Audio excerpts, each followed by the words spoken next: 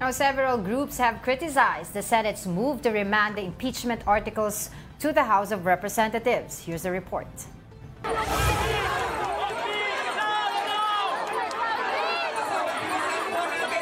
Protesters expressed outrage over the recent developments in the impeachment case against Vice President Sara Duterte. The demonstrators, composed of groups pushing for Duterte's impeachment, were stopped outside the Senate. While tensions briefly flared, the situation quickly calmed, and the protesters proceeded to hold a program just outside the building. According to Akbayan, the Senate's decision to return the articles of impeachment to the House was an act of sabotage and disrespect. They claim the move violates the Constitution, arguing that the Senate has no power to remand the complaint.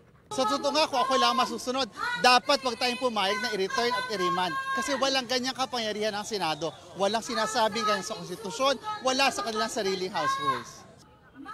The Philippine National Police estimated that over 3,000 protesters participated in the rally. All of them voiced their loss of trust in Senate President Cheese Escudero following the controversial ruling of the impeachment court.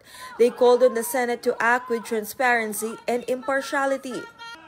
One of the protesters was Kiko Aquino D., grandson of the late President Cory Aquino and nephew of the late President Noynoy Aquino. D is also one of the complainants in the initial impeachment filing. Sinabi ng isang kasama natin kagabi, sana po ulo na lang ni Bato yung pinapasa-pasa kasi yun talaga yung hugis bola. Hindi bola po ang impeachment, hindi bola po ang konstitusyon, hindi ito laro.